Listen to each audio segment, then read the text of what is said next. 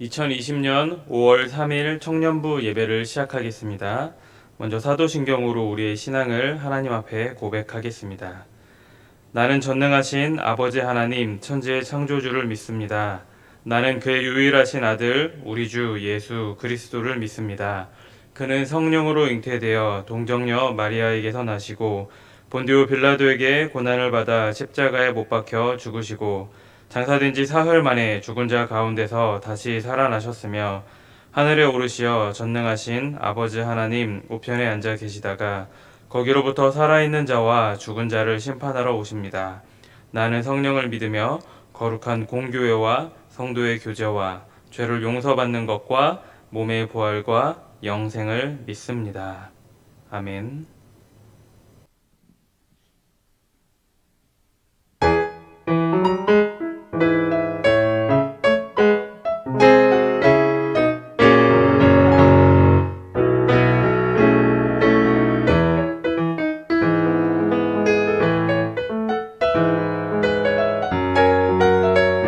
같이 고백하겠습니다. 내 진정 사모하는 친구가 되시는 구주 예수님은 아름다워라. 산 밑에 백합화요 빛나는 새벽별 주님 영원할 길 아주 없도다. 내 맘이 아플 적에 큰 위로 되시며 나 외로울 때 좋은 친구라. 주는 저 산 밑에 백합 빛나는 새벽별 이 땅 위에 비길 것이 없도. 내 몸의 모든 염려 이 세상 거랄까 나와 항상 같이 하여 주시고 시험을 당할 때에 악마의 개교리 즉시 물리치사 날 지키시네. 온 세상 날 버려도 주 예수 안 버려 끝까지 나를 돌아보시니. 저 산 밑에 백합 빛나는 새벽별 이 땅 위에 비길 것이 없도다.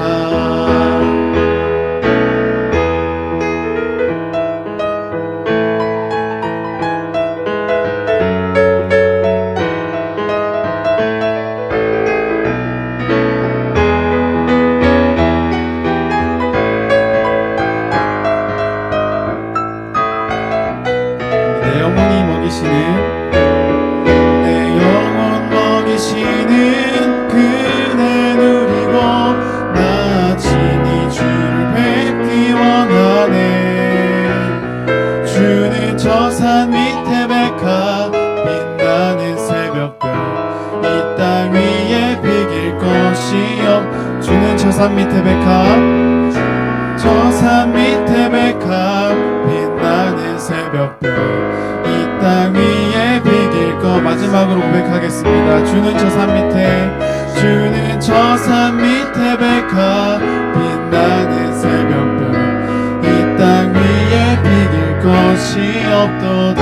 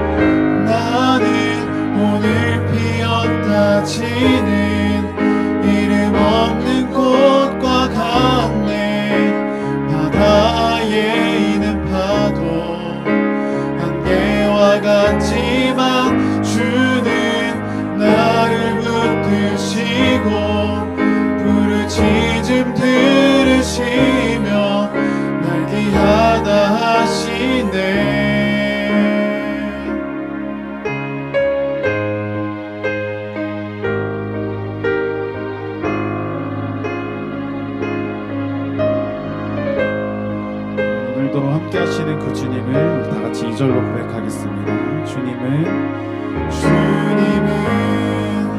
나의 죄를 보시고 사랑의 눈으로 날 일으키시네. 하나를 잠잠하게 하시는 내 영혼의 폭풍 고요케 하시네. 나로 인함이 아닌 주가 행하신 일로 나의 행함이 아닌 오직 주로 인하여 나는 오늘 피었다 지는 이름 없는 꽃과 같네.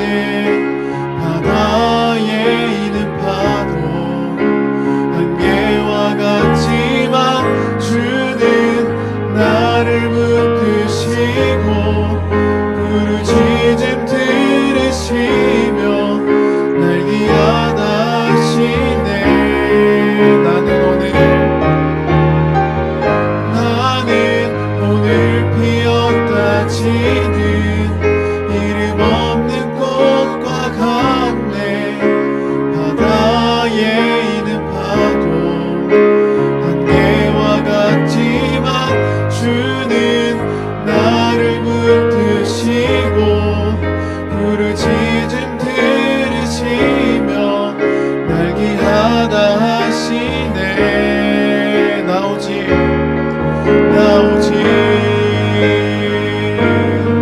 주의 것 나 오직 주의 것 다시 한번 나 오직 주의 것 나 오직 주의 것 나 오직 주의 것 주의 것 주의 것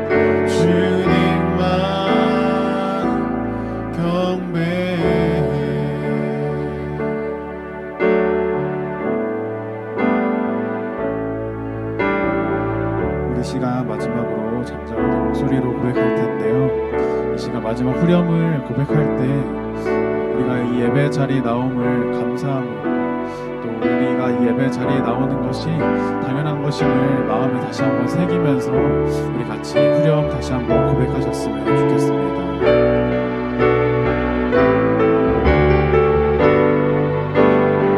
같이 고백하겠습니다. 주 은혜로 이곳에 서 있네. 주 임재에 엎드려 절하네. 그 어느 것도 난 필요 없네.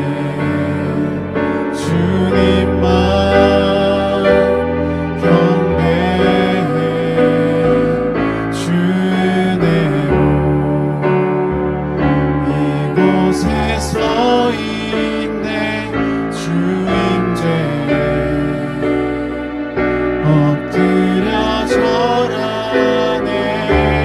그 어느 난 필요 없네. 주님만 경배해.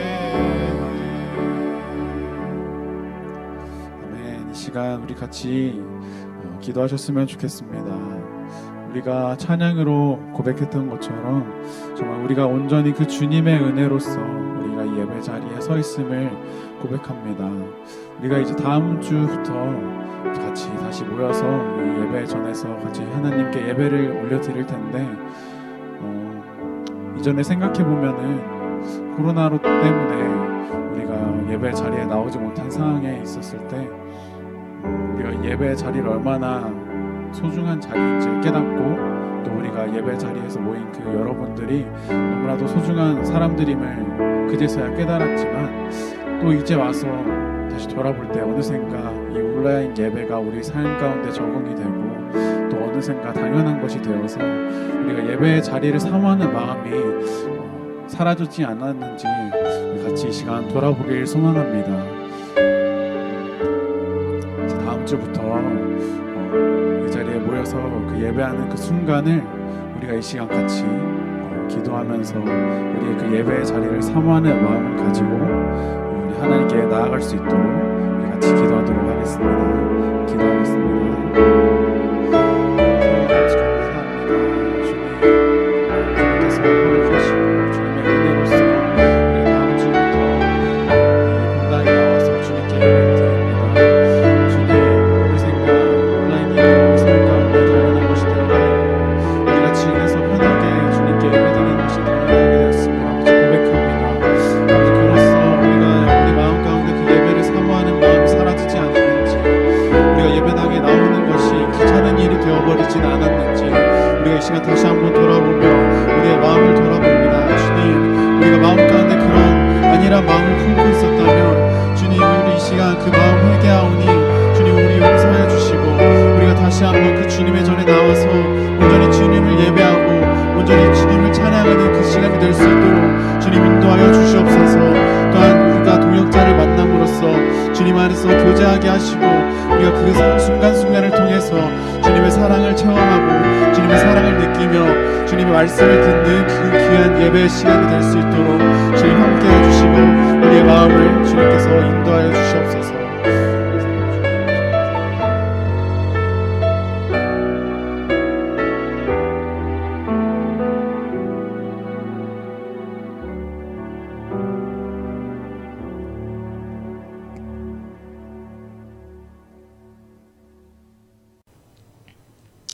오늘 우리에게 주신 말씀은 시편 3편 1절부터 8절까지의 말씀입니다.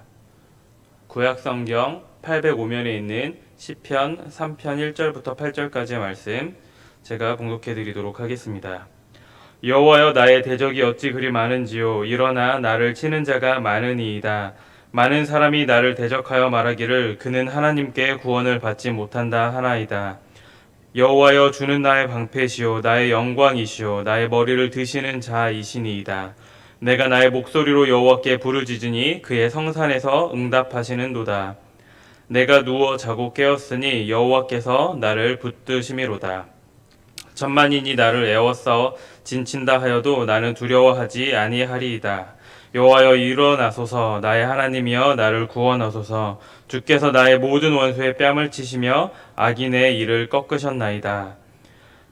구원은 여호와께 있사오니 주의 복을 주의 백성에게 내리소서. 아멘. 이제 우리가 함께 이제 5월부터 묵상하고 있는 말씀 시편의 말씀입니다. 먼저 시편의 전체적인 개요에 대해 여러분들께 말씀드리고 오늘의 말씀 함께 보도록 하겠습니다. 시편은 다른 성경들과 몇 가지 차이점이 있습니다. 가장 두드러지는 특징은 다양한 저자가 기록한 성경이라는 것입니다.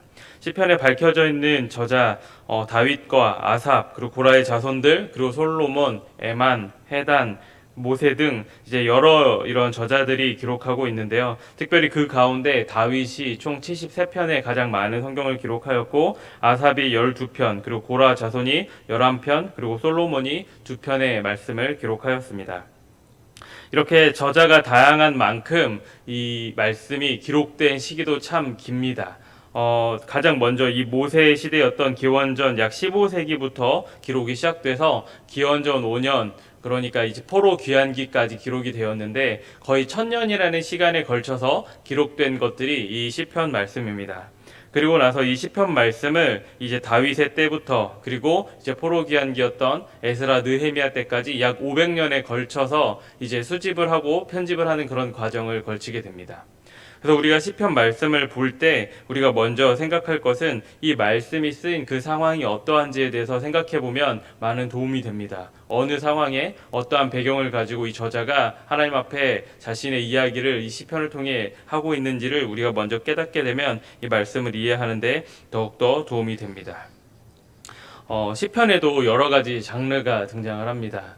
단순히 하나님을 찬양하는 것만이 아니라 이제 하나님에 대한 예배에 대한 메시지, 찬양, 비탄, 그리고 민족적인 애가의 노래, 또한 신정 시편도 있고요. 시온을 바라보는 그런 시편도 있습니다. 참회의 시편, 저주하는 시편도 있고요. 메시아를 예언하는 그런 시편, 그리고 지혜의 시편까지 총 10개의 장르가 있습니다. 그래서 우리가 말씀을 읽을 때 이 시편이 어떤 주제를 가지고 어떤 장르로 기록되고 있는지에 대해서 살펴보는 것도 이 말씀을 이해하는 데 도움이 됩니다.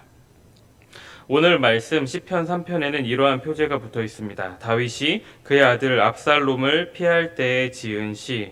우리가 이 시편의 제목을 통해서도 알 수 있듯이 이 시편 3편의 말씀은 비탄하는 내용이 담겨져 있는 그런 시편입니다. 특별히 이제 시편 중에 처음으로 그 저자가 다윗임을 밝히는 그런 시편인데요. 다윗이 그의 아들 압살롬을 피할 때 그 역사적인 시대를 살펴보면 이제 다윗의 노년의 그런 시기입니다. 모든 것이 안정된 것처럼 보여졌던 그 시간, 이제는 모든 적으로부터 안정되었다라고 그런 여겨질 즈음에 그의 아들이었던 압살롬으로부터 그 배반을 당하게 되고, 그로부터 이제 압살롬이 많은 사람들을 가지고 반란을 했기 때문에 이 압살롬을 피해서 다윗이 이제 다른 곳으로 피신하게 되는데, 그때 기록한 시편이 바로 이 시편 3편의 말씀입니다. 먼저 1절과 2절의 말씀을 살펴보면 먼저 3편 1절에 나의 대적이 어찌 그리 많은지요 일어나 나를 치는 자가 많으니이다. 다윗은 자신에게 처한 상황을 하나님께 토로하고 있습니다. 특별히 여기 많다라고 기록되어 있는 이 본문에서 이 많다라는 표현의 본문 원래 그 히브리어 단어는 라부라는 뜻인데, 단순히 지금 당장에 수가 많다라는 것만을 의미하는 것이 아니라 이 수가 점점 더 많아지는 것을 또한 함축하고 있습니다. 그렇기 때문에 다윗이 처해 있는 이 상황 가운데 계속해서 대적이 많아지고 있는 그런 어려움 가운데 놓여 있음을 말씀을 통해서 우리가 생각해 볼 필요가 있습니다. 그만큼 다윗은 어려움 가운데 놓여 있었고, 단순히 이 대적들의 많음, 그들이 나의 육체를 공격하려고 하는 이 어려움 가운데만 놓여 있을 뿐만 아니라 2절 말씀에 보면 그들이 나를 대적하여 말하기를 그는 하나님께 구원을 받지 못한다 하나이다.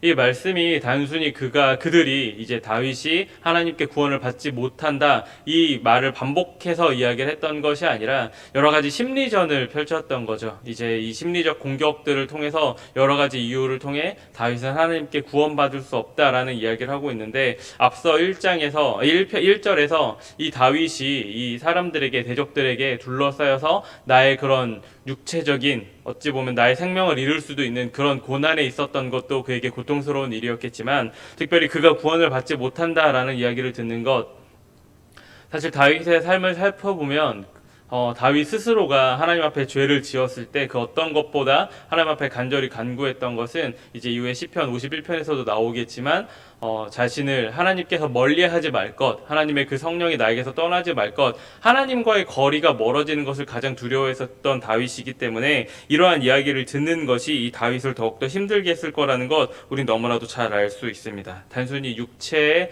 죽음만을 이렇게 공격적으로 이용하는 것이 아니라 죽음 이후에도 너는 구원받지 못한다라는 그 이야기가 다윗을 얼마나 힘들게 했을지 우리는 감히 상상도 할 수 없을 것 같습니다.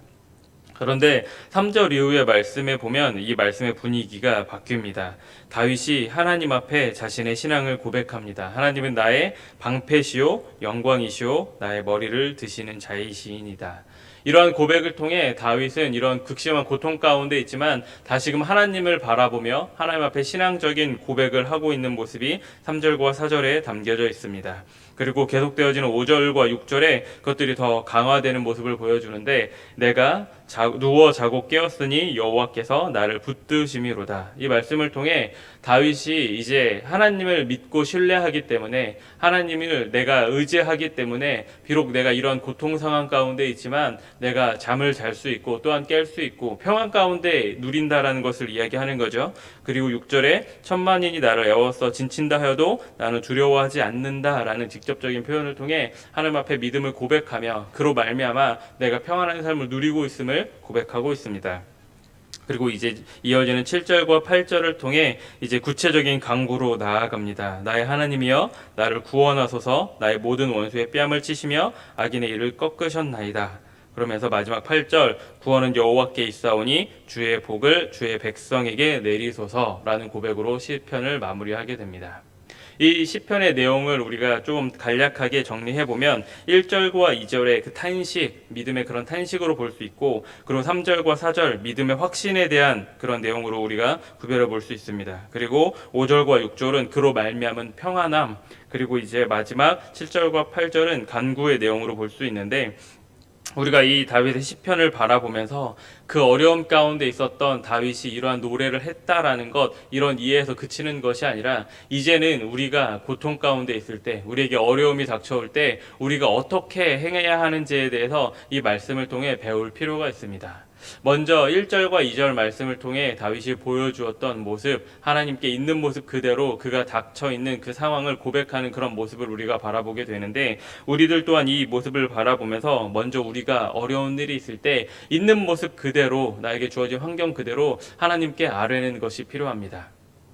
물론 전능하신 하나님께서 나를 누구보다 더 잘 아시는, 심지어 나보다 나를 잘 아시는 하나님께서 내가 어떤 상황에 처해 있는지, 내가 어떠한 고난 가운데 있는지 사실 하나님께 말씀드리지 않아도 누구보다 잘 알고 계시겠지만 우리가 이렇게 하나님 앞에 믿음으로 고백한다라는 것, 우리가 좀 더 쉽게 생각해보면 우리가 일상생활 가운데 어려운 일이 있을 때 그 일들을 누구에게 이야기하고 누구와 나누며 그것을 통해서 누구와 소통하게 되는지 우리가 그런 것들을 염두에 볼 때 먼저 하나님 앞에 이러한 자신의 고통을 이야기할 수 있다라는 것, 그만큼 하나님과의 친밀한 관계가 계속해서 유지되고 있고 다른 그 누구가 아닌 하나님을 먼저 찾을 수 있는 그런 믿음이 있다라는 것을 의미합니다. 그래서 먼저 우리가 고통 가운데 먼저 찾을 것은 우리가 가장 친밀한 모습으로, 가장 솔직한 모습으로 하나님께 나아가는 것입니다. 계속되어지는 3절과 4절 이 믿음의 고백, 그리고 5절과 6절 그 평안함의 선포가 이어지는데요. 우리가 고통 가운데 있을지라도 우리가 정말로 너무나도 힘들고 어렵기 때문에 때에 따라서는 주변의 많은 것들을 고려하고 생각하지 못할지라도 우리가 꼭 붙잡아야 하는 것, 하나님을 향한 믿음인 것을 오늘의 말씀을 통해서 다시금 우리는 알 수 있습니다. 우리에게 어려움이 찾아올 때 지금 당장 내가 그 어려움을 이겨나가기 위해서 때로는 무언가를 포기해야 될 수도 있고 어떤 방법들을 쓸 수 있을 텐데 그런 모든 상황 가운데 우리가 더욱더 붙잡아야 되는 것은 하나님을 향한 온전한 믿음이라는 것, 그리고 5절과 6절의 고백에서처럼 그러한 믿음이 있기 때문에 고통 가운데도 영원한 소망 되신 그 주님을 바라보며 평안함으로 지낼 수 있는 것, 우리에게 요구되는 그런 신앙적 자세임을 오늘 말씀을 통해서 다시 한 번 더 살펴보아야 합니다. 그리고 이제 계속되어지는 7절과 8절의 말씀을 통해서 이야기되고 있는 것, 하나님 앞에 나아갈 수 있는 그런 구체적인 간구. 그런데 특별히 이 7절과 8절 말씀에는 특징이 있습니다. 이 다윗의 저자가 정말 간절함으로 하나님 앞에 간구하고 있는 동시에 너무나도 확신에 가득 차서 고백하고 있는 그런 기도의 제목이라는 것, 기도의 내용이라는 것입니다. 구원은 여호와께 있사오니 주의 복을 주의 백성에게 내리소서. 이러한 고백을 통해 이 다윗이 하나님께 이야기하는 것, 하나님께 간구하는 것, 단순히 나의 당장의 필요, 나의 간절함을 하나님께서 들어주시기만을 요구하며 이야기하는 것이 아니라 그것을 반드시 하나님께서 이루실 것이라는 것, 나에게 속해 있는 모든 문제가 이미 하나님께 있기 때문에 하나님께서 그 모든 것들을 완벽하게 해결해 주실 것이라는 그런 믿음의 확신을 가지고 나아가는 것, 오늘 말씀 이 시편에 담겨져 있는 내용입니다. 정리해드리면 우리도 마찬가지로 고난 가운데 있을 때, 어려움 가운데 있을 때 이러한 고백과 마찬가지로 살아야 한다라는 것입니다. 더욱더 하나님과 친밀한 가운데 나의 있는 모습 그대로 하나님 앞에 나아가 간구해야 하고, 그 가운데도 하나님을 향한 믿음을 잃지 않아야 하고, 그렇기 때문에 두려움과 떠는 모습으로 사는 것이 아니라 하나님께서 주시는 평안함으로 우리의 모든 삶을 지내야 하며, 그리고 무엇보다 우리의 문제보다 크신 하나님, 그 모든 것의 주관자 되시는 하나님께 이 모든 것을 내어 맡기는 가운데 우리의 삶을 이끌어 가시고 우리 삶을 책임져 주시는 하나님의 놀라운 은혜를 경험할 수 있는 것, 우리가 고난에 닥쳤을 때, 우리에게 어려움에 닥쳤을 때 우리에게 요구되는 그런 신앙의 자세임을 우리가 기억해야 합니다. 우리 마지막 8절 말씀 함께 읽고 말씀 마무리하겠습니다. 구원은 여호와께 있사오니 주의 복을 주의 백성에게 내리소서. 기도하겠습니다. 하나님 참으로 감사합니다. 이 시편의 저자였던 다윗이 고난 가운데 하나님 앞에 찬양했던 것처럼 이제는 우리도 이 찬양의 내용을 기억하는 가운데 우리에게 위기의 순간, 고난의 순간, 어려움의 순간이 다가올지라도 더 큰 믿음으로 하나님께서 주시는 평안함으로 더욱더 친밀하게 하나님께 나아가길 원하오니, 그리고 모든 문제를 오직 하나님께 내어 맡기길 원하오니 우리가 늘 변치 않은 믿음으로 그렇게 행할 수 있는 그런 성령의 충만함을 우리 가운데 허락하여 주시옵소서.